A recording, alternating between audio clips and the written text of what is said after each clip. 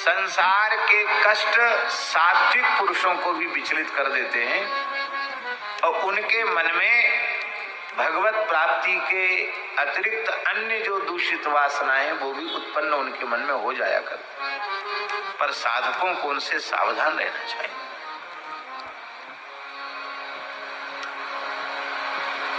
एक घटना सुनाए महाराज जी।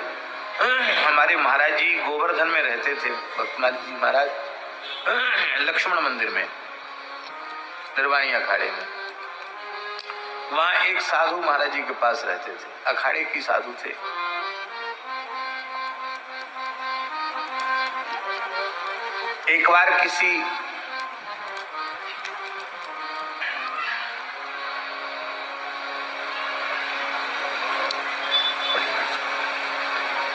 एक बार वहीं बैठ जाओ है ना।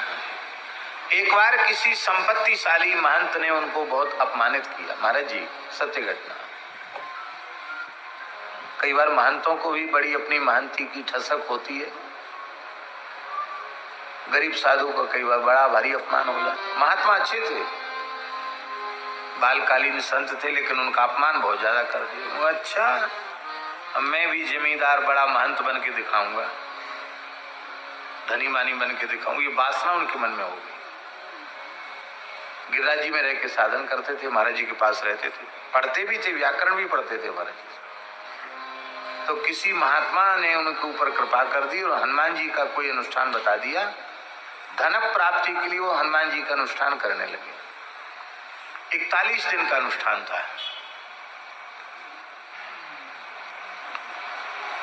रात्रि में वो स्नान करके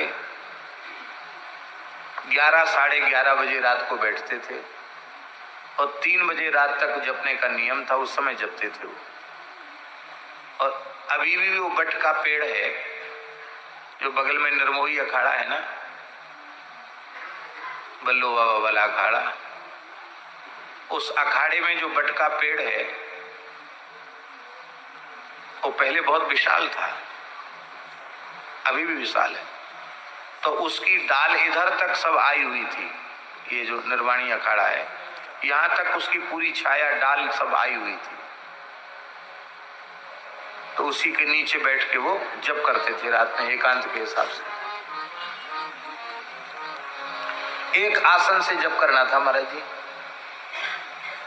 तो 41वां दिन जब था आया अनुष्ठान पूर्ति का आखिरी दिन, तो वो जैसे ही जप करने बैठे तो लगभग रात्रि को 12:30 बजे के करीब एक विशाल बंदर आया और पेड़ की डाली पर बैठा। जिसके नीचे वो बैठे तो उस डाली के ऊपर बंदर आके बैठ गया और उसने पतला मल किया, एकदम पतला, और ऐसा मल ऊपर से बैठ के किया कि वो महात्मा पूरे नहा गए। और गंध भी बड़ी तीखी गंध थी, जैसी मल की होती है वो भी एकदम बहुत तीव्र गंध। लेकिन वो भी इतने विचित्र थे वो महात्मा पक्के। और यार चाहे जो हो, मैं आसन तो नहीं खोलेंगे। 40 दिन जब हमारा नियम चला है तो 41वें दिन भी आसन तो नहीं खोलेंगे, नियम तो पूरा करें। ठीक 3 बजे तक वो बैठे रहे, पूरा नहा गए थे। ठंड का समय था, पूरे नहा गए थे मल से। 3 बजे जब नियम पूरा हुआ तो गए, मानसी गंगा वहीं है, मानसी गंगा में स्नान किया, वस्त्र धोए और आसन वासन सब धोया, सब खराब हो गया। महाराज जी का स्वभाव नहीं था कि किसी से पूछें कि तुम क्या कर रहे हो, क्यों रात को बैठते हो, क्या जप करते हो, ये सब पूछने का उनका स्वभाव नहीं था। सवेरे महाराज जी को साष्टांग किया तो महाराज जी ने देखा कि बड़े दुखी हैं वो। महाराज जी ने कहो अमुक दास दुखी क्यों हो? महाराज जी 41 दिन का अनुष्ठान लिया था, 40 दिन तो बहुत बढ़िया से चला, 41वें दिन नियम तो पूरा हो गया पर बड़ा विघ्न आ गया। क्या हुआ? उन्होंने सारी घटना सुनाई। ये नहीं बताया कि हम किसका अनुष्ठान कर रहे थे, किस लिए कर रहे थे। बोले महाराज आखिरी दिन ऐसे एक बंदर ने डोल लाल कर दिया। महाराज जी बोले तुम हनुमान जी का अनुष्ठान कर रहे थे क्या? बोले हाँ। धन प्राप्ति के लिए कर रहे थे क्या? बोले हाँ। आपको कैसे पता? बोले मल त्याग किया इसलिए पता चल गया। हनुमान जी ज्ञानीनाम अग्रगण्य में उन्होंने बता दिया ये दुर्गंधित मल के जैसी वस्तु ही है धन। तुम साधुओं के चाहते तो लो धन, तो तुम इसे विक्षेप मत मानो। अब तुम्हारा अनुष्ठान सफल हुआ। लगता है महंत बनना चाहते हो क्या? संकुचित हो गए।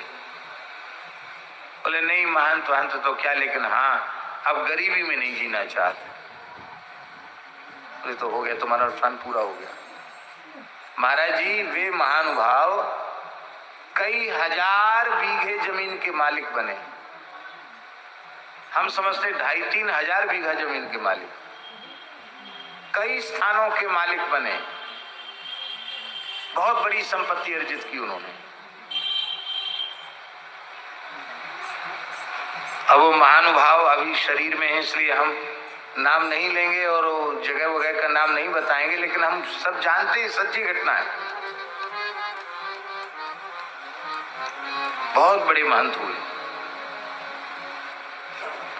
तो धन की वासना कई बार सत्पुरुषों के भीतर भी आ जाती है, पर बहुत विनम्रता पूर्वक हम प्रार्थना कर रहे हैं विरक्त साधक के भीतर धन प्राप्ति और कंचन और कामने की प्राप्ति की वासना आ जाए, ये विरक्त साधु के लिए अत्यंत दुर्भाग्यपूर्ण है।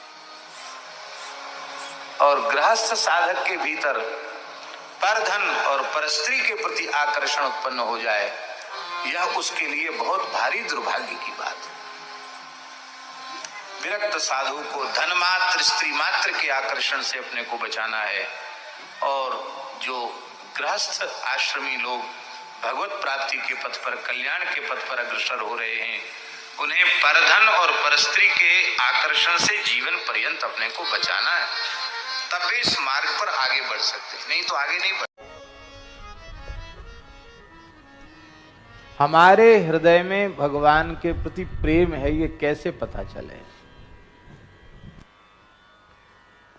भगवान की चर्चा,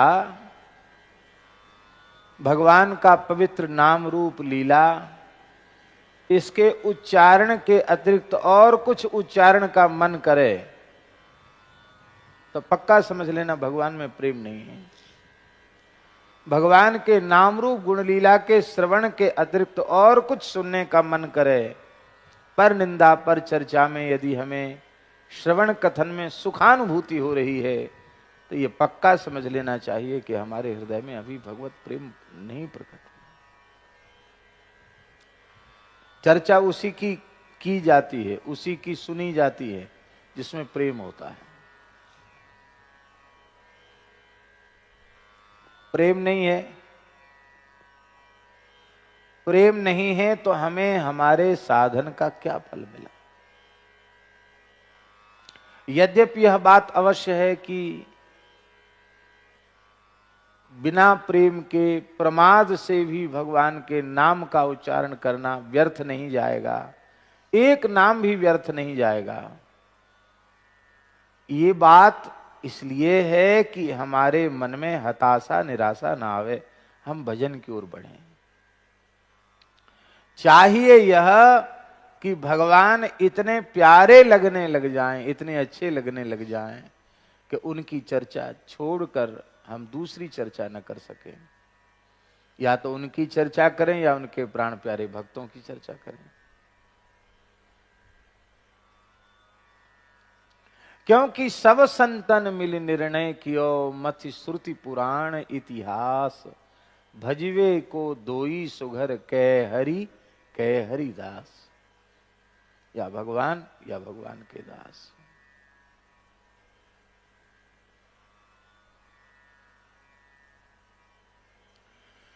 गोस्वामी तुलसीदास जी महाराज 229वें पद में कह रहे हैं,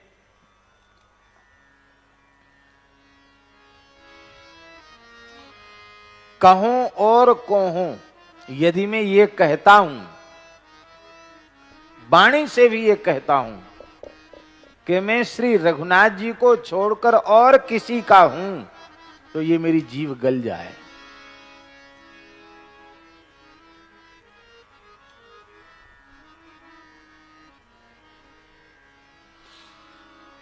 कई बार ऐसा होता है कि हृदय में कोई दूसरी बात होती है, वाणी से हम कुछ और कहने लग जाते हैं। भीतर कुछ है, वाणी में कुछ और, क्रिया में कुछ और है। ऐसा हो जाता है। महात्मा और दुरात्मा की परिभाषा क्या है?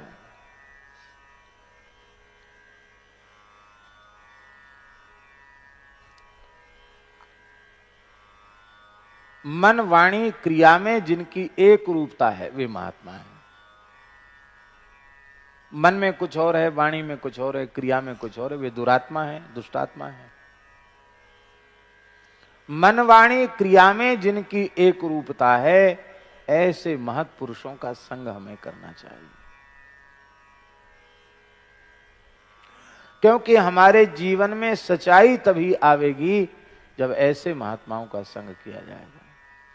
हमारे जीवन की कचाई निकलेगी तब, अपरिपक्वता समाप्त तब होगी जब ऐसे संतों का संग किया जाएगा। हमारे यहां संतों में कहा गया, पक्का होना जो चाहे, पक्का होना जो चाहे, तो किसी पक्के के संग खेल, कच्ची सरसों पेल के खल्ली मिले न तेल। कच्ची सरसों पेल दी जाए तो न खली मिलेगी न तेल मिलेगा। परिपक्व महात्माओं का संग करें, जिनका ज्ञान वैराग्य भक्ति परिपक्व हो।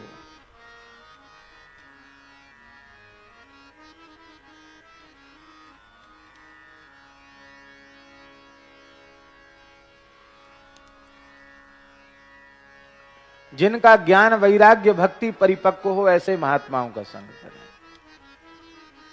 जिनके जीवन में मन वाणी क्रिया में एक रूपता हो, ऐसे महात्माओं का संग करें। शरणागति की सबसे पहली बात है, अन्याश्रय नहीं होना चाहिए। भगवदाश्रय को छोड़कर दूसरे का आश्रय न हो। हृदय से तो नहीं ही हो, वाणी से भी भगवान को छोड़कर किसी दूसरे का आश्रय न हो।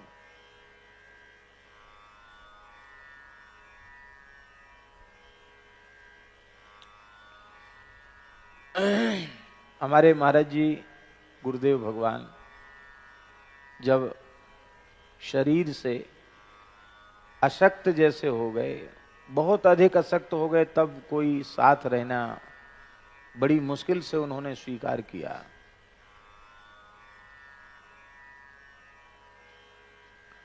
हमें स्मरण में आता है कि उनको साइटिका का दर्द था। उस समय आरंभ ही हुआ था साइटिका का दर्द, बहुत तेज दर्द, कमर झुक गई थी। पूष का महीना था, भयंकर ठंड थी और महाराज जी को गुजरात यात्रा करनी थी। उधर सुरेंद्रनगर ध्रांगध्रा तरफ जाना था। गिरिराज जी में चंद्र सरोवर में स्थित सूर्य श्याम गौशाला, जिसकी स्थापना महाराज जी ने की, उस समय गौशाला पर बहुत संकट था। प्रेमियों का आग्रह था कि महाराज जी वहां पधारें। महाराज जी के जीवन में निष्कामता ऐसी अद्भुत थी कि अपने जीवन में किसी प्रवचन में उन्होंने ये नहीं कहा कि मेरे द्वारा गौशाला स्थापित की गई है, संचालन हो रहा है, उसमें धन की आवश्यकता है, ये कभी नहीं कहा। बिना याचना के, बिना संकल्प के जो कुछ आता वो सब गौ सेवा में अर्पित करते। कोई अपने आप व्यक्ति सेवा करे तो उसको लेते, कभी कहते नहीं। और गुजरात की यात्रा भी हुई, आप सुनकर आश्चर्य करेंगे। सबसे पहली यात्रा जब महाराज जी की हुई 1982-83 में अनुमान है।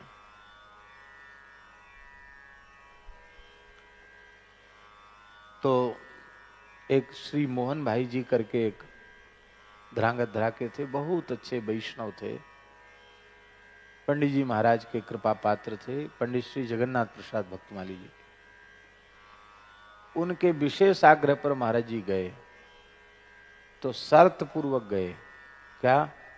हमारे आने का प्रचार प्रसार नहीं करोगे, हमें किसी भी सार्वजनिक मंच पर नहीं ले जाओगे। और गुजरातियों का एक कायदा है कि लोग कहते बड़ा मोटा महात्मा आया है, ऐसे ऐसे इसके नक्षत्र चलते हैं, आश्रम चलते हैं, लोग कुछ रसीद चंदा चिट्ठा कुछ इकट्ठा करो, ये सब कहीं कुछ नहीं कहोगे। आपके आग्रह पर हम आ रहे हैं, आपके घर में रहेंगे, आपके कमरे में ही सत्संग करेंगे, जितने दिन मन लगेगा, और फिर हम वृंदावन आ जाएंगे। ऐसा जीवन था उनका। फिर धीरे धीरे आना हुआ तो कई जगह महाराज जी के चरण पहुंचने लगे। राजकोट, सुरेंद्रनगर, मोरवी, लालपर, केसोद और कई स्थलों में।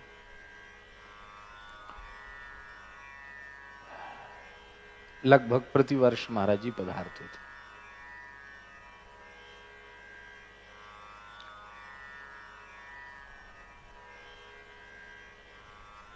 तो उस समय महाराज जी को साइटिका का दर्द उठा, पैर में चरण में सूजन थी, कमर में बहुत दर्द था, बहुत भयंकर ठंड थी। यद्यपि सौराष्ट्र गुजरात में ठंड नहीं पड़ती है, कम पड़ती है, हमारे ब्रज क्षेत्र में ठंड अधिक होती है, शीत ऋतु अधिक होती है। तो ये तो ठीक था कि महाराज जी ऐसे क्षेत्र में जा रहे हैं जहाँ ठंड कम पड़ती है, पर महाराज जी का अकेले का टिकट रहता था, स्वयं अकेले ही जाते, कोई साथ में नहीं।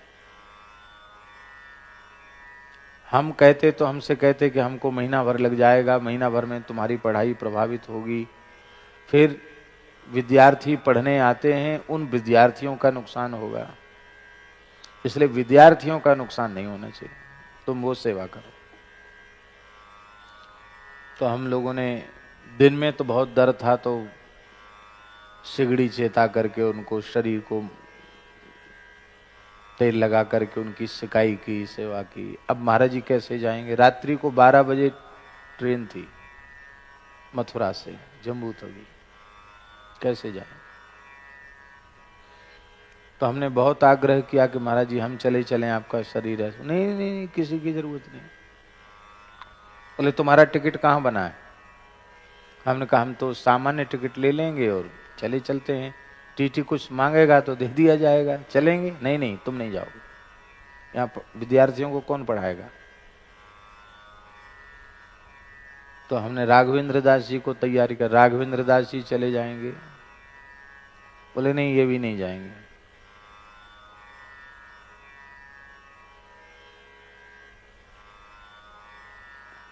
बहुत ज्यादा आग्रह किया तो बोले वृंदावन से ट्रेन जाती है राधा रानी, 1-2 डिब्बा जाते हैं, राधा रानी एक्सप्रेस नाम है उसका, वृंदावन से मथुरा, मथुरा से वृंदावन, बस वही आती जाती है ट्रेन। तो कहते देखो 12 बजे रात को कोहरा पड़ेगा, कोई जाएगा नहीं, संध्या को आखिरी ट्रेन जाती है 7-8 बजे, उस समय हमको उसमें बिठाए आना, बस आप लोगों का हो जाएगा कि हम महाराज को भेज दिए। महाराज जी आप बिल्कुल चल नहीं सकते, कैसे जाएंगे? कोई एक व्यक्ति तो साथ में रहना चाहिए। महाराज जी बोले देखो हट मत करो, कोई भी एक मनुष्य साथ में होगा तो उस मनुष्य का आश्रय होगा, भगवान का आश्रय नहीं होगा। किसी व्यक्ति का आश्रय होगा इतना भी तो भगवान का आश्रय कमजोर पड़ जाएगा। भगवान का आश्रय होना चाहिए, मनुष्य का आश्रय नहीं। तो बोले तुम्हें पता नहीं, श्री कृष्णाश्रय कमजोर हो जाएगा, और अकेले रहेंगे तो भगवान के सहारे छोड़ दो। जाने में स्वार्थ ये है कि वहां सत्संग होगा, जाने की सूचना दे चुके हैं, वाणी सत्य हो जाएगी और बिना संकल्प के, बिना याचना के कुछ आ जाएगा तो वह गाय का भाग होगा, गाय की सेवा में लग जाएगा।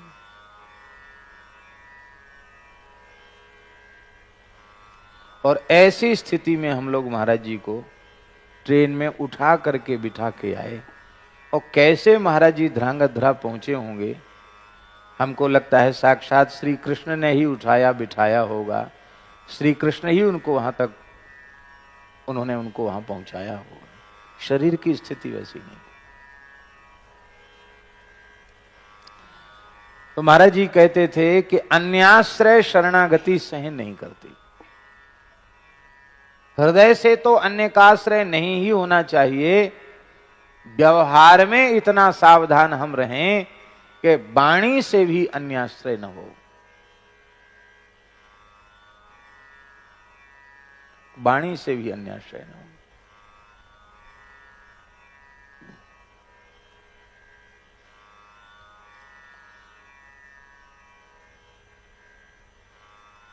यहां तो दूसरी बात है। वाणी से तो कहते हैं हम भगवान के आश्रित हैं, और हृदय से तो हम पत्नी के, पुत्र के, धन के, पद के, प्रतिष्ठा के, जाने काय काय के आश्रित रहते, सरकार के, जाने कहाँ के, किस किस के आश्रित, सेठ साहूकारों के, धनी मानियों के आश्रित रहते, भगवान के आश्रित नहीं रहते। यहां से बोलते हैं कि हम भगवान के आश्रित हैं।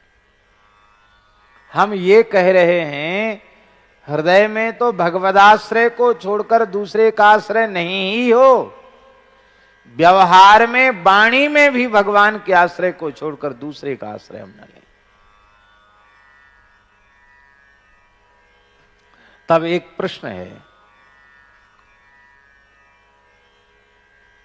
कि आपकी कोई सेवा, आपकी कोई सहायता, आपका कोई सहयोग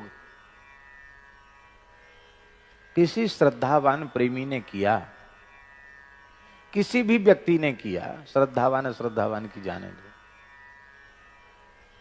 तो क्या उसके प्रति कृतज्ञ होना, उसके प्रति कृतज्ञता ज्ञापित करना, क्या ये हमारा कर्तव्य नहीं है? बोलिए। यदि हम ऐसा नहीं करते हैं तो हम मनुष्य कहलाने के योग्य नहीं हैं। मनुष्य में कृतज्ञता का भाव होना चाहिए। किसी ने भी मेरे साथ किसी भी प्रकार का उपकार किया हो, हित किया हो, उसके प्रति हम कृतज्ञ हों, उसको धन्यवाद दें। इसलिए आपने पढ़े लिखे लोगों को देखा होगा, विशेषकर महात्माओं को, अच्छे सज्जनों को, कि वो किसी से सामान्य बात भी रास्ता चलते पूछेंगे तो उसने बता दिया हमको इधर से जाना है, गिरिराज जी जाना, किधर से जाएं, अब 2 रास्ते हैं, कहाँ से जाएं? बाबा यहाँ से चले जाओ। भैया जय श्री कृष्ण, धन्यवाद, धन्यवाद भैया, बड़ी कृपा की। अरे भैया में कौन सी कृपा है? हम खड़े हों, हमसे कोई पूछे, हम बता दें कौन सी कृपा या में हैगी? नहीं, कृपा की, आपने अपनी वाणी खर्च की, समय खर्च किया, हमारी बात सुनी, हमको सही मार्ग दिखाया, तो आपने अच्छा किया। हमने ऐसे लोगों को भी देखा है, ट्रेन में अखबार खरीद लेते हैं समय पास करने के लिए, और एक व्यक्ति अखबार खरीदता है, उसमें से बैठे हुए कई लोग पढ़ लेते हैं। तो हमने ऐसे लोगों को भी देखा है कि अखबार पढ़ेंगे और उसका अखबार वापस करते समय कहेंगे धन्यवाद। मनुष्यता।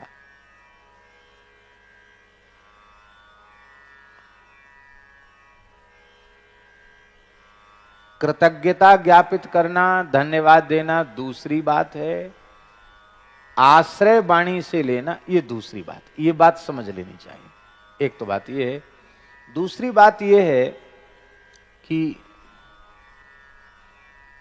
आपने हमारी कोई सेवा की, हित किया, उपकार किया, हमें बहुत अधिक आवश्यकता थी और आपने यहां आकर के कुछ सेवा की, सहयोग किया, तो यदि हम आपकी प्रशंसा करते हैं, आप बहुत अच्छे हैं, आप ऐसे हैं, आप वैसे हैं, आप ना होते तो पता नहीं हमारा क्या हो जाता, आपने आकर बहुत बड़ी सेवा की, ऐसे समय में कोरोना का काल चल रहा है और आपने इतनी बड़ी सेवा की, वाह बहुत धन्यवाद आपको।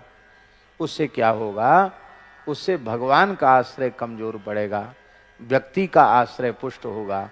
और उससे हानि क्या होगी, आपके पुण्य का वर्णन हमने कर दिया, आपने अपनी प्रशंसा सुन ली, आपके पुण्य की हानि हो गई। फिर आपके भीतर यह अहंकार आ गया कि मैंने इतना बड़ा काम किया, यह अहंकार आपके भीतर आ गया और हमारे द्वारा वाणी से अन्याश्रय हो गया। अन्याश्रय ये भगवान की भक्ति में, शरणागति में बहुत बड़ी बाधा है। ध्यान में आई बात। तब व्यवहार में वैष्णव को कैसे करना चाहिए, तब हमें कहना चाहिए कि भैया गौशाला तो श्री ठाकुर जी की है, ठाकुर जी ही सेवा करते हैं।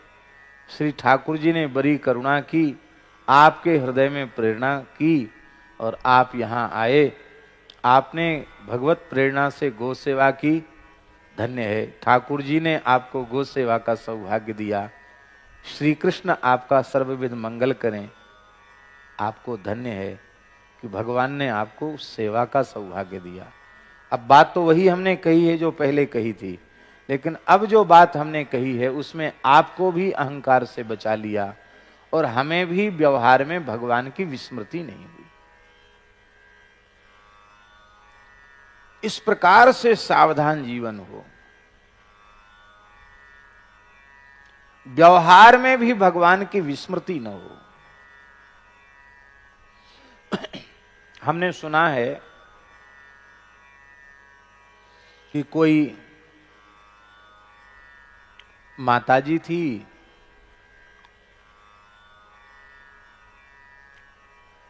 बालकृष्ण प्रभु उनसे बातचीत करते थे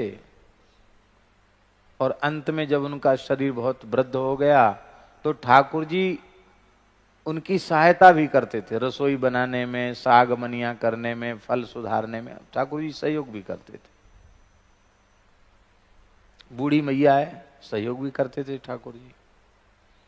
एक बार उसके रक्त संबंध के परिवार के कुछ लोग आ गए और वो माताओं का स्वभाव होता है, माता रोने लगे रे, बोले भैया तुम लोगों ने तो हमको भुला ही दिया, मैं बड़ी बूढ़ी ब्रजवास कर रही हूँ, कम से कम ध्यान तो देना चाहिए, और हमें सहारा ही किसका है, ऐसे ही तो कहते ना बूढ़े लोग। वो तो बेचारा सांत्वना दे के यत्किंचित कुछ सेवा करके चला गया, उसको कहाँ फुर्सत के अपना घर छोड़ के यहाँ रहे, इसको ब्रजवास करना। अब वो व्यक्ति तो चला गया, अब गोपाल जी बैठे गुम सुम, लाला अमुक कामे कर ले, ठाकुर जी कुछ नहीं बोलते, हिलते डुलते नहीं। बहुत रोई गाई, बहुत दुखी हुई, तब अपने पूज्य आचार्यों गुरुजनों की सन्निधि में जाकर उसने रोते हुए कहा कि हमारा लाला हमसे रूस गया, कुछ नहीं बोलता, क्या बात है, ये तो घर में सब काम करते थे, क्या इतने नाराज क्यों हो गए। तो उन महापुरुष ने कहा, आचार्य चरण ने कहा कि तुमने ये सब कुछ सहन करते हैं पर इनके रहते हुए कोई दूसरे का आश्रय ले, ये इन्हें बिल्कुल सहन नहीं होता। ये भीतर से बात आनी चाहिए, मेरे तो गिरधर गोपाल दूसरो न कोई, जाके श्री मोर मुकुट मेरो पति सोई। ये अन्य का आश्रय सहन नहीं करते, तुमने जरूर अन्य का आश्रय लिया हो। अरे वो भीतर से थोड़ी लिया, बाहर से तो कहा जाता है। ठाकुर जी को मनाया, ठाकुर जी बोले बाहर से भी क्यों कहा, भीतर बाहर दोनों से मेरा ही आश्रय होना चाहिए। यहां गोस्वामी जी कह रहे हैं कि अंतःकरण तो श्री रघुनाथ को समर्पित है ही, यदि मैं वाणी से भी ये बात कहूं कि मैं भगवान को छोड़कर और किसी दूसरे का हूं तो ये मेरी जिह्वा गल जाए। और यदि लड़का 15-16 वर्ष का हो जाता था तो लोग कहते थे कि अब तो उम्र पक गई, अब विवाह के लायक नहीं। कितनी साल में, 16 वर्ष का हो गया तो बोले अब तो पक गई उम्र, अब क्या, रेख नहीं आनी चाहिए, उसके पहले विवाह हो जाता। तो बेचारे उनका तो थोड़े परिपक्व हो गए, 16-17 के हो गए होंगे उनका ब्याह हुआ नहीं, छोटे वाले भाई का हो गया। दोनों में बहुत प्रेम था, भाई भाई में। गांवड़े में रहते थे, किसान आदमी, खेती थी घर में।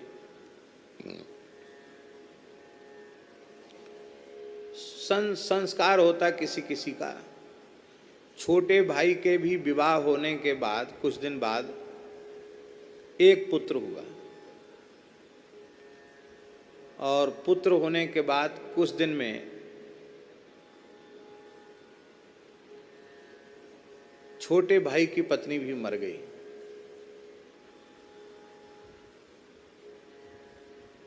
अब घर में 3 बच्चे, एक तो उस बच्चे के ताऊ जी, एक उसके पिताजी, एक वो बच्चा स्वयं। पत्नी मर गई छोटे वालों की भी। 7-8 साल का था बच्चा तब मरी, तो पालने पोसने की कोई बात नहीं थी, पला पुसा बालक था। तो फिर दोनों भाइयों ने विचार विमर्श किया कि भाई इसको, हम लोग तो ज़्यादा पढ़े लिखे नहीं, पर इस बच्चे को पढ़ाना चाहिए। द्वारा विवाह छोटे भाई ने किया नहीं और बच्चे को पढ़ाया। पढ़ाने से बहुत योग्य था पढ़ने में लड़का, बहुत अच्छा पढ़ा और कोई बड़ा अधिकारी हो गया। बड़ा अधिकारी का मतलब कलेक्टर की रैंक का अधिकारी, जिले में बड़ी पोस्ट, बड़ा आईएएस कुट रैंक का अधिकारी हो गया। और आईएएस रैंक का अधिकारी हो गया तो स्वाभाविक है उसका विवाह भी बहुत बढ़िया हुआ, अच्छी पढ़ी लिखी लड़की से विवाह हुआ।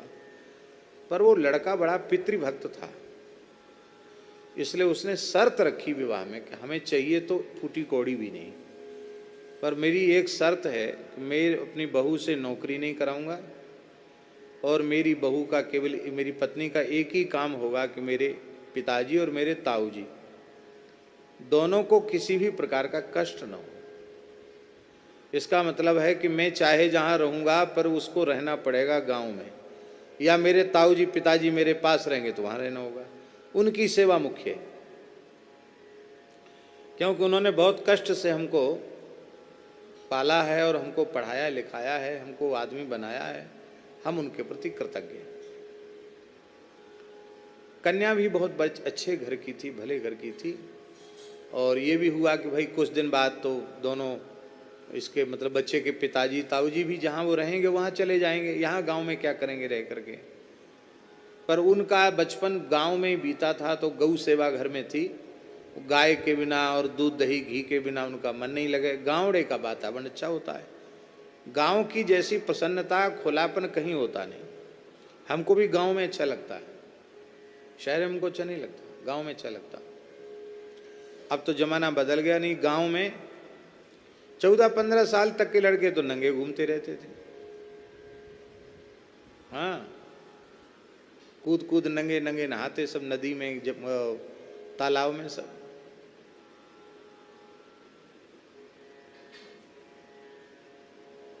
चड्डी पहन नेकर पहन लोग स्कूल चले जाते थे पढ़ने। घुटन्ना, यहाँ तक का घुटन्ना पहन के, नाड़ा लटक रहा हो, नाक पहुँचते जा रहे हैं, स्लेट बत्ती लेके जा रहे हैं। बड़े अच्छे होते हैं गांव के लोग, ज़्यादा उनमें कोई छल कपट तो होता नहीं, प्रसन्न रहते हैं। अब तो टीवी ने सब बिगाड़ दिया, सब शान शौकत में सब बर्बाद हो रहे हैं। शान शौकत पहले थी नहीं,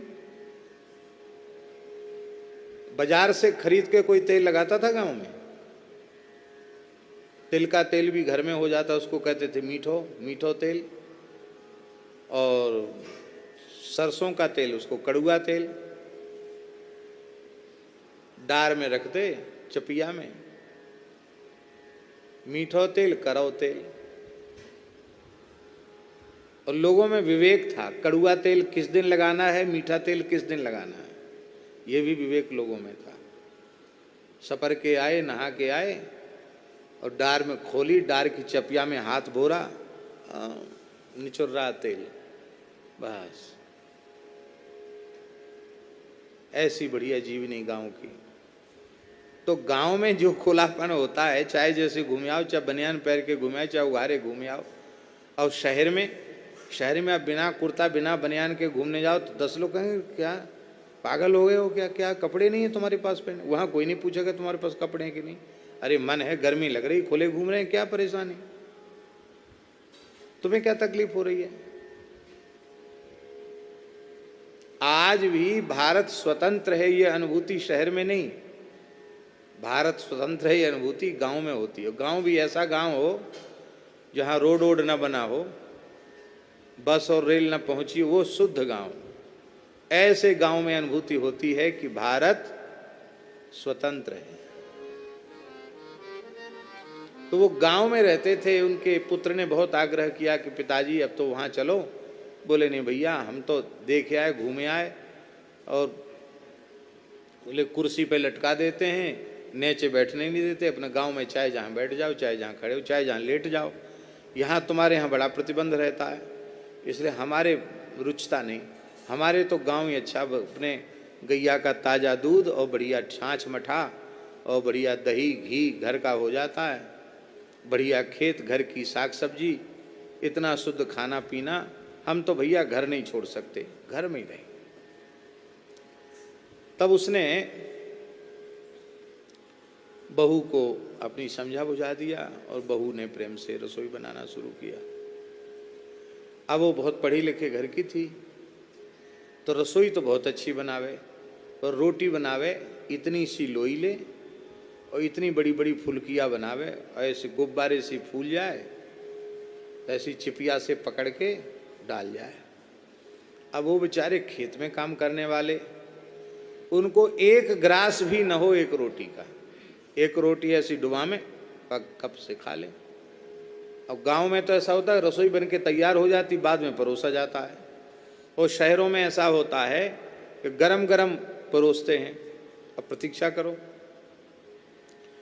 तो दोनों भाइयों की खुराक इतनी घट गई, बाद में वो 10-5 बार लावे, फिर उसको भी शर्म आवे, कितना खाते हैं बताओ, 10 खा गए।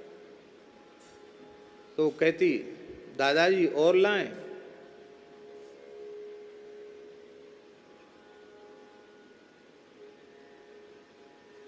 तो बेचारे शर्म के मारे कहते रंदो बेटा रंदो, रंदो माने रहने दो, रंदो बेटा रंदो।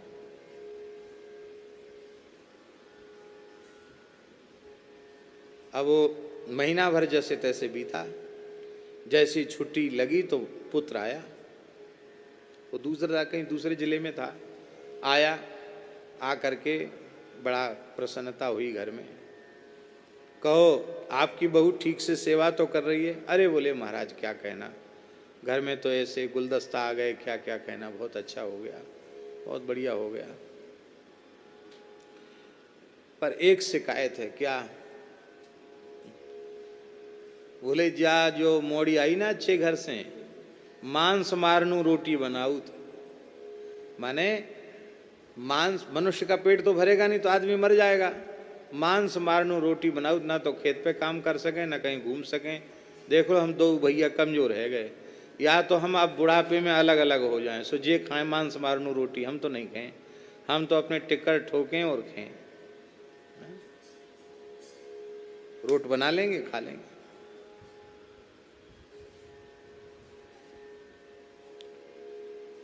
ये है